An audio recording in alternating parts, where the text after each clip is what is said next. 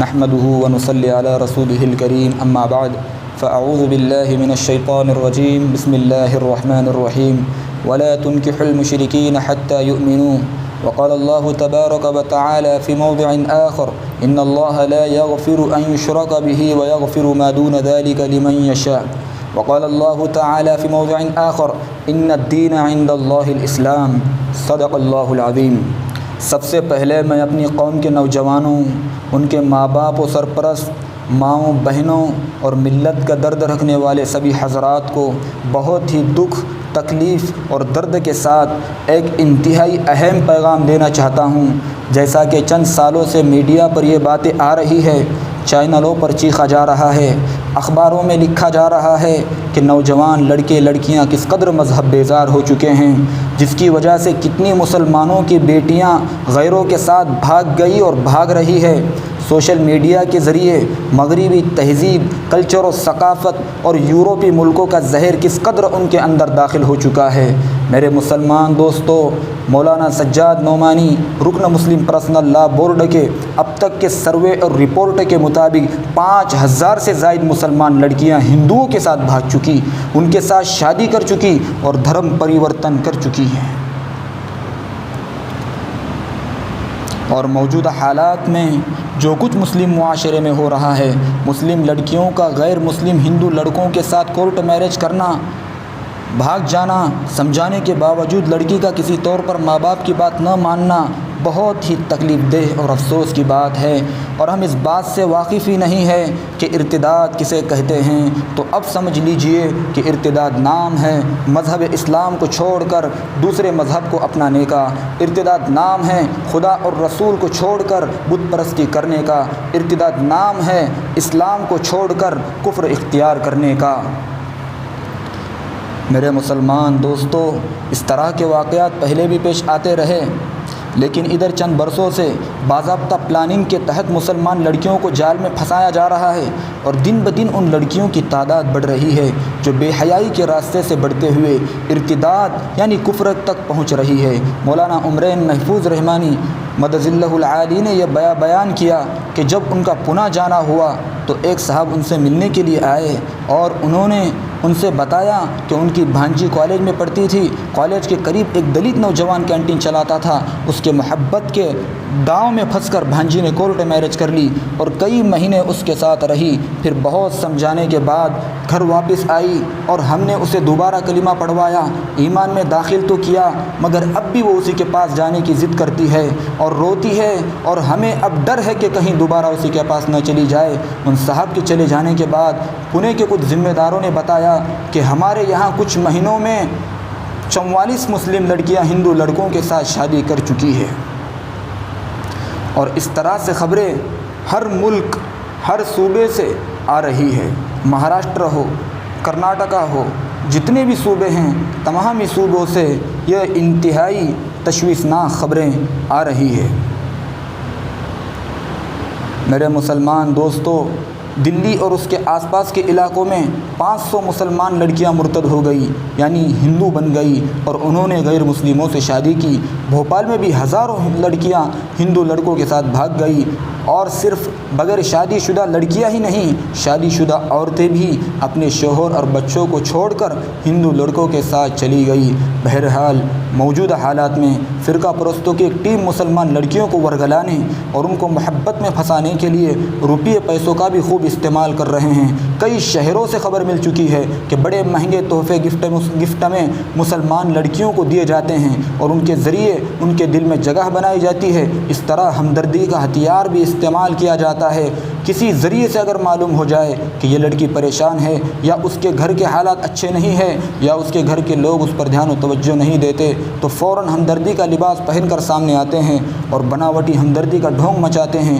پریشانی اور مشکلوں سے گزر رہی لڑکی اسے اپنا ہمدرد سمجھ کر اس کے نزدیک جاتی ہے، یعنی اس کے جال میں پھنس جاتی ہے، یہاں تک کہ پاک دامنی اور عزت و آبرو کو لٹا دیتی ہے، یا پھر محبت میں گرفتار ہو کر دین و ایمان سے بھی محروم ہو جاتی ہے۔ میرے مسلمان ساتھیوں، یہ صورتحال ایسی خطرناک ہے جس پر فوری دھیان و توجہ دینے کی ضرورت ہے، کیونکہ اب پانی سر سے نہیں چھت سے اونچا ہوتا جا رہا ہے۔ اے مسلمانوں، ہم کب بیدار ہوں گے؟ ہم اپنی بہنوں، بچیوں اور بیٹیوں کو بچانے کے لیے کب آگے آئیں گے؟ خواب غفلت میں ہم کب تک رہیں گے؟ نظر انداز کرنے کا مزاج کب تک رہے گا؟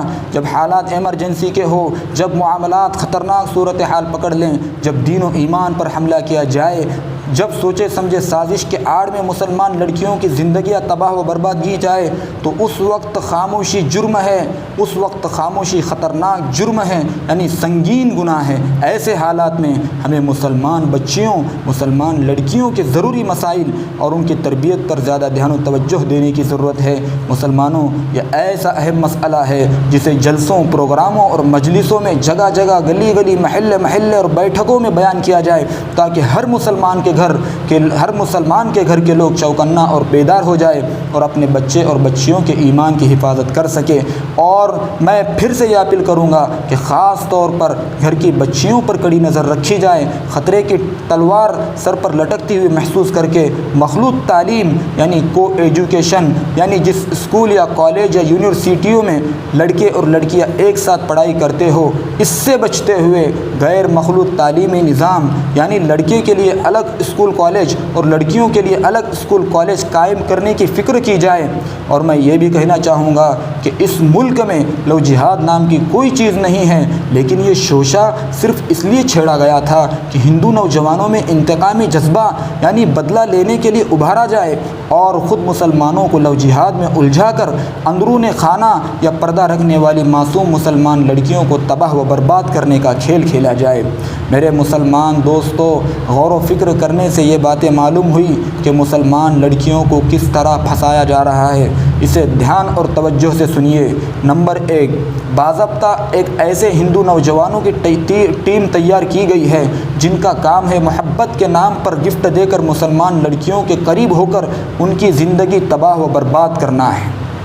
نمبر 2، محبت میں پھنسا کر اپنے سے قریب کر کے مذہب چھوڑنے پر مجبور کیا جاتا ہے اور باضابطہ شادی کر کے کچھ مہینے میں طلاق دے کر در در کی ٹھوکریں کھانے پر مجبور کیا جاتا ہے۔ نمبر 3، اس گندے اور ناپاک گھناؤنے کھیل کا سب سے بڑا میدان اسکول اور کالجز ہیں، جہاں کی مخلوط تعلیم یعنی کو ایجوکیشن نے اس کھیل کے لیے بہترین اور محفوظ اسٹیج فراہم کیا ہے، اس لیے کہ کو ایجوکیشن میں نگاہیں چہرے پر پڑتی ہے، غیر محرم سے بات کرنے کی جھجک ختم ہو جاتی ہے، یعنی اجنبی شخص سے، اجنبی آدمی سے شرم و حیا کے بغیر لڑکی بنداز بات کرنے لگتی ہے۔ اور یہ حقیقت ہے کہ جہاں نگاہیں چار ہوئی اور آنکھوں ہی آنکھوں میں اشارے ہو گئے، تو سن لیجئے شاعر کہتا ہے، آنکھوں آنکھوں میں اشارے ہو گئے، آنکھوں آنکھوں میں اشارے ہو گئے، ہم تمہارے ہو گئے، تم ہمارے ہو گئے۔ بہرحال کو ایجوکیشن کے فائدے کم اور نقصانات زیادہ ہیں۔ اگر ہم یہ چاہتے ہیں کہ ہمارے بچے اور بچیاں اعلیٰ تعلیم یعنی ڈگری کی تعلیم حاصل کرے، تو یاد رہے جیسا کہ مولانا ارشد مدنی نے ایک انٹرویو میں کہا تھا کہ اس کا بہترین علاج یہی ہے کہ لڑکیوں کے تعلیمی ادارے الگ ہوں، لڑکیوں کے اسکول الگ ہوں، لڑکوں کے تعلیمی ادارے، لڑکوں کے اسکول الگ ہو۔ اسی طرح بے پردگی سے دور رکھیں، یعنی اپنے بچیوں کے لیے برقعے کا انتظام کیا جائے، تو انشاءاللہ ہمارے بچے اور بچیاں ارتداد اور ناجائز تعلقات وغیرہ کی تباہی سے بچے رہیں گے۔ نمبر 4، اسی طرح کالج کے علاوہ ٹیوشن کلاسز بھی ہیں۔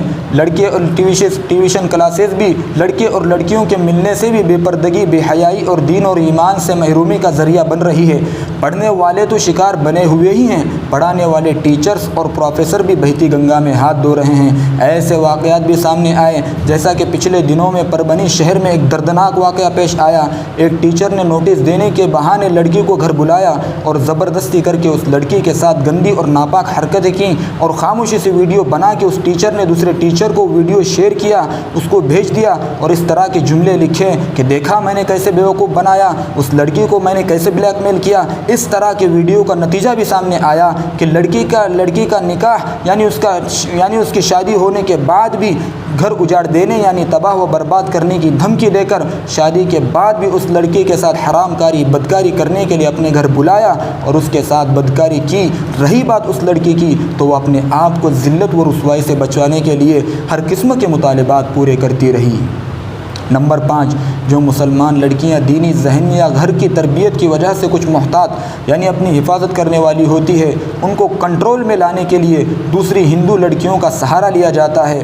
وہ لڑکیاں اس لڑکی سے دوستی کرتی ہے اور پھر وہ اپنے بھائی یا دوست کی حیثیت سے غلط قسم کے اوباش لڑکوں سے اس کی پہچان کراتی ہے، پھر بات بڑھتے بڑھتے بے حیائی یعنی ارتداد تک پہنچ جاتی ہے۔ نمبر 6، موبائل اور زیروکسوں کے دکانوں کے ذریعے بھی مسلمان لڑکیوں کے نمبر اور تصویریں اور دوسری معلومات ان لڑکوں تک پہنچائی جاتی ہے جو اس کام پر لگے ہوئے ہیں۔ ایسے بھی سوشل میڈیا کے ذریعے مسلمان لڑکیوں تک پہنچنا آسان ہو گیا ہے۔ مسلمان بن کر بھی کچھ ہندو لڑکے مسلمان لڑکیوں سے فیس بک پر دوستی کرتے ہیں، پھر بعد میں یہ راز کھلتا ہے کہ عاشق مسلمان نہیں ہے، غیر مسلم ہے، تب تک بہت دیر ہو چکی ہوتی ہے۔ میرے مسلمان بھائیوں، مذہب اسلام کو چھوڑ کر دوسرے دھرم کو اپنانے کا ایک اہم سبب یعنی اہم وجہ شادی کا مشکل ہونا ہے، جبکہ مذہب اسلام نے شادی کو بہت آسان بنایا ہے، اس طور پر کہ شادی کے صرف اور صرف 6 شرعی اعمال ہیں۔ 2 فرائض ہیں، ایجاب و قبول، اور 2 گواہوں کا ہونا ہے، اور ایک واجب ہے جو مہر ہے، اور 3 سنتیں ہیں، شادی کا خطبہ، دوسرا کھجور تقسیم کرنا، تیسرا ولیمہ کرنا۔ ان کے علاوہ شادی میں جو کچھ کیا جاتا ہے وہ غیر شرعی ہے، شریعت میں ان کی کوئی اصل نہیں ہے اور سنت کے خلاف ہے۔ اس لیے میرے بزرگوں، شادی کو آسان بناؤ، رسم و رواج خاص طور سے جہیز وغیرہ سے پرہیز کرو اور شادی کو اسلام کے قانون کے مطابق کرو، جیسا کہ آپ صلی اللہ علیہ وسلم نے فرمایا، سب سے بابرکت نکاح وہ ہے جس میں کم خرچ ہو۔ اس لیے اے مسلمانوں، اپنے دوستوں اور رشتہ داروں کو خوش کرنے کے لیے اللہ تعالیٰ کو ناراض نہ کرو۔ یہ میری تمام ہی مسلمانوں سے اپیل ہے۔ ملت کا درد رکھنے والے مسلمانوں، ارتداد کی بڑھتی لہر کو روکنے کے لیے کچھ اہم تدابیر اختیار کی جا رہی ہے، آپ اسے توجہ سے سنیے۔ نمبر 1، اسلامی نظام، اسلامی قانون کے مطابق بچیوں کے پردے کا اسلامی قانون کے مطابق بچوں کو پردے کا پابند بنایا جائے، ان میں شرم حیا اور اپنی عزت کی حفاظت کا جذبہ اور توحید و اسلام کے عقیدے کی عظمت پیدا کی جائے۔ روزانہ ہمارے گھروں میں حدیث کی تعلیم کی جائے، یا آدھا گھنٹہ ہی صحیح کسی عالم صاحب سے پوچھ کر کسی دینی کتاب کی، کسی اسلامک کتاب کی تعلیم کی جائے، جس سے ہمارا ایمان مضبوط ہو جائے۔ نمبر 2، مخلوط تعلیم سے اپنے بچیوں کو بچایا جائے اور غیر مخلوط تعلیم کا نظام بنایا جائے۔ مسلمانوں، مایوس مت ہو کہ ہم اسلامی ادارے کس طرح قائم کریں گے۔ مسلمانوں، یہ ہماری سوچ ہے کہ کام کرے تو کیسے کرے، تو چلو آج میں آپ کو بتاتا ہوں کہ اسی ہندوستان میں جینی کم تعداد میں ہیں، اسی ہندوستان میں سکھ کم تعداد میں ہیں، اور اسی ہندوستان میں دیگر اور قومیں کم تعداد میں ہیں، لیکن ان کے اپنے اپنے ادارے، اسکول، کالج، یونیورسٹی موجود ہیں۔ پیچھے ہے تو صرف اور صرف مسلمان ہیں، اور مسلمانوں کی بڑی بے وقوفی یہ ہے کہ اپنے بچوں کو عیسائی اسکول میں داخل کراتے ہیں اور ان پر فخر کرتے ہیں کہ میرا بیٹا فلاں اسکول میں اتنی فیس دے کر پڑھ رہا ہے۔ لا حول ولا قوت الا باللہ۔ مسلمانوں، اپنی نسلوں کے ایمان کو بچاؤ۔ جو بچیاں غیروں کے ساتھ چلی گئی، اگر کل قیامت کے دن ان کے بارے میں ہم سے یہ سوال ہوگا تو ہم کیا جواب دیں گے؟ مسلمانوں، اپنے اسلامک اسکول کھولیں، اور اس کے لیے مولانا اشہد رشیدی مدرسہ شاہی مراد آباد یوپی نے آسان راستہ بتایا کہ اسلامک اسکول کھول کے اپنے صوبائی بورڈ سے اسے لاحق کر دیا جائے، اسے جوڑ دیا جائے، تو 8 کلاس تک ہم کو یہ حق حاصل ہے کہ ہم دینیات کے جتنے بھی کتابیں ہیں داخل کرنا چاہے تو کر سکتے ہیں، یا 8 کلاس تک آپ پورا دین یعنی قرآن و حدیث کی تعلیم دے سکتے ہیں، اور اس میں کسی کی کوئی رکاوٹ نہیں ہو سکتی، اور نہ ہی کوئی بورڈ والا رکاوٹ بن سکتا ہے۔ اس لیے مسلمانوں، اگر آپ اپنے بچے اور بچیوں کے ایمان کی حفاظت کرنا چاہتے ہو تو آج سے طے کریں، گلی گلی، محلہ محلہ، شہر شہر، گاؤں گاؤں اسلامک اسکول کھول کر اسلامی ماحول میں عصری تعلیم کا نظم قائم کریں گے، کیونکہ گورنمنٹ آف انڈیا کی جانب سے جو نئی ایجوکیشنل پالیسی آئی ہے اس کے اندر ہندو مذہب کی تہذیب و کلچر کا زہر موجود ہے۔ مسلمانوں، اب ہندو تہذیب و کلچر و عقائد کو ملک کے نصاب میں شامل کر دیا گیا ہے، جبکہ اب تک ملک کا نصابی تعلیم سیکولر تھا، جس میں کسی مذہب کا دخل نہیں تھا، اور ٹھیک اسی طرح جگہ جگہ مکتب قائم مکتب کا نظام قائم کیا جائے، اس لیے کہ ہر بچے کو دیندار بنانا لازم اور ضروری ہے۔ مولانا الیاس ندوی نے مکتب کی اہمیت کو بتاتے ہوئے فرمایا تھا کہ مکاتب کے ذریعے حاصل کی جانے والی تعلیم سے کفر کے ماحول میں بھی ایمان محفوظ رہ سکتا ہے۔ اللہ ہم تمام کو ان باتوں پر عمل کرنے کی توفیق عطا فرمائے۔ اسکول کالج میں حاصل کرنے والوں کو شاعر اکبر الہ آبادی نے یہ نصیحت فرمائی ہے، تم شوق سے کالج میں پڑھو، پارک میں کھیلو، جائز ہے غباروں میں اڑو، چرخ پہ جھولو، پر ایک سخن بندے عاجز کی رہے یاد، اللہ کو اور اپنی حقیقت کا نہ بھولو۔ اور ایک بات بتانا چاہتا ہوں کہ سروے، بڑی معذرت کے ساتھ یہ کہنا چاہتا ہوں کہ سروے اور رپورٹ کے مطابق زیادہ تر مرتد یعنی مذہب اسلام کو چھوڑنے والی کالج اور یونیورسٹی کی لڑکیاں ہیں۔ علامہ اقبال نے بھی کیا خوب کہا تھا، اللہ سے کرے دور تو تعلیم بھی فتنہ۔ بہرحال تیسری وجہ موبائل اور بائک خرید کر نہ دی جائے، کیونکہ دونوں چیزیں بے حیائی، بے پردگی اور گناہ کے دروازے کھولنے والی ہے، عزت کو خطرے میں ڈال کر تباہی و رسوائی تک پہنچانے والی ہے۔ نمبر 4، ٹیوشن کلاس کے نام پر اجنبی لڑکوں سے ملنے کا موقع نہ دیا جائے، اور کسی ٹیچر یا کسی سہیلی کے گھر پر کسی تعلیمی یعنی پڑھائی کی ضرورت کے نام سے بھی جانے کی اجازت نہ دی جائے۔ کالج لانے لے جانے کا خود انتظام کیا جائے، ہندو لڑکیوں کی دوستی سے بھی روکا جائے، آئندہ یہ دوستی بھی کسی فتنے اور پریشانی کا سبب بن سکتی ہے۔ نمبر 6، بچیوں کو لگنے والے سامان خود لا کر دیں۔ نمبر 7، اگر بچیاں کسی تعلیمی یعنی پڑھائی کی ضرورت سے انٹرنیٹ استعمال کر رہی ہے تو ان کی بھرپور نگرانی کی جائے، اس لیے کہ بھٹکنے اور بہکنے کے زیادہ تر دروازے انٹرنیٹ کے ذریعے ہی کھلتے ہیں۔ نمبر 8، شادی کرانے میں زیادہ دیر نہ کریں۔ انشاءاللہ اگر ان باتوں پر عمل کریں گے تو بہت سارے فتنوں سے محفوظ رہیں گے۔ میرے پیارے بھائیوں، آخر میں یہ بتانا چاہتا ہوں کہ قیامت کے دن ہر شخص کو اپنی اپنی ذمہ داری کا حساب اللہ تعالیٰ کے سامنے دینا ہوگا۔ حدیث شریف میں آتا ہے کہ آپ صلی اللہ علیہ وسلم نے فرمایا، خبردار تم میں سے ہر آدمی کو اپنے ماتحتوں یعنی اپنے متعلقین یعنی شوہر کو، بیوی کے بارے میں، اپنے متعلقین کے بارے میں پوچھا جائے گا۔ تم میں سے ہر شخص ذمہ دار ہے، مرد اپنے گھر والوں پر اور عورت اپنے شوہر کے گھر اور اس کے بچوں پر ذمہ دار ہیں۔